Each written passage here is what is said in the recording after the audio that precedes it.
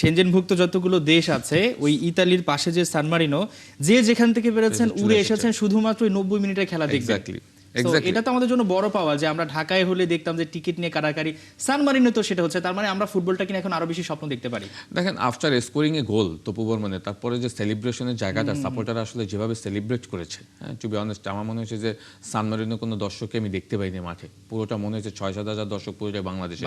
Eventually সবাই jersey পরে আসছে, বাংলাদেশ দলকে যেভাবে সাপোর্ট করেছে এটা তো আসলে সারা জীবন আমাদের মনে থাকবে। এবং এর আগে আসলে ইউরোপের মাটিতে আসলে এই ধরনের কোনো জয় আমাদের ছিল না। এবং আমরা কিন্তু খেলার শুরুতে ধরে নিয়েছিলাম যে বাংলাদেশ কেমন, এবং যদি শুরুটা দেখেন ম্যাচের যদি শুরুটা দেখেন সেখানে কিন্তু 10 to 15 মিনিট বাংলাদেশ কিছু যে স্ট্রাগল করছিল, বাট ম্যাচের সময় যত গড়িয়েছে বাংলাদেশ কিন্তু ম্যাচটা কন্ট্রোল করেছে। এবং শুরুটা যখন হয়েছে স্টার্টিং 11 দেখে আমরা হয়তো অনেকে হতাশ বলতে মানে কোচ আসলে দলটাকে নতুনভাবে কিভাবে সাজিয়েছে বা ওই নতুন যাদেরকে সুযোগ দিয়েছে তারা কিরকম করে তার ফরমেশন অনুযায়ী প্লেয়ার অ্যাডাপ্ট করতে পারে কিনা, তো সেইটা কিন্তু শুরুটা কিছুটা স্ট্রাগল ছিল। বাট ম্যাচের ডিউরেশন যত বেড়েছে আপনি দেখবেন যে প্লেয়াররা কিন্তু ততটা কানেক্ট হয়েছে খেলা গেম প্ল্যানের সাথে, অ্যাগ্রেসিভ হয়ে গেছে। এবং তপু বর্মনের প্রথমে যে হেডিং এ মোরসালিনের ক্রস থেকে ইট ওয়াজ ফ্যান্টাস্টিক, সুপার গোল। কারণ আপনি যখন দুইটা দলই যখন ম্যাচ কন্ট্রোল করবে আপনি দেখবেন যে গোল হওয়ার আগে পর্যন্ত বাংলাদেশ যেভাবে ম্যাচ কন্ট্রোল করেছে at the same time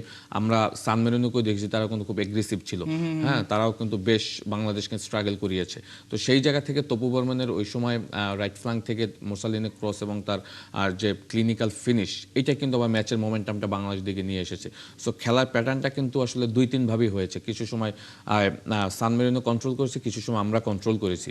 so যেটা হয় যে সান মেরিনো বাংলা যাওয়ার পর আমরা ধরে নিয়েছিলাম যে ম্যাচটা খুব ইজি হবে না, এবং সেটা কিন্তু হয়নি। আমজাও বলেছিলেন ইজি হবে না, কেউই আসলে বলছিলেন না সেটা কিন্তু হয়ও নাই, সেটা কিন্তু হয়ও নাই। আপনি যদি পুরো ম্যাচটা দেখেন যেটা হয়েছে যে ম্যাচটাকে আমরা সহজ করে ফেলেছি শেষের দিকে গিয়ে। কারণ একটা সময় আমার কাছে মনে হয়েছে যে সান মেরিনো কিছুটা হলেও খেলাটা কন্ট্রোল করতে পারছিল না। ওই মোমেন্টে আপনি যদি দেখেন বাংলাদেশে কিছু রিপ্লেস প্লেয়ার নেমে আমার মনে হয়েছে যে খেলার প্যাটার্নটা চেঞ্জ করেছে। স্পেশালি বিশ্বনাথ যে কাজগুলি করেছে, হ্যাঁ বিশ্বনাথ তো বেসিক্যালি রাইট ব্যাকের প্লেয়ার, বাট তাকে কিছুটা হলেও কোচ থমাস জুলি যেটা চিন্তা করেছে ফ্রন্ট লাইনে রেখে ওই স্ট্রাইকিং এরিয়াগুলিতে কিছু পেনিট্রেটেড রান করানো এবং অপোনেন্টকে আসলে বিব্রতকর অবস্থায় ফেলানো।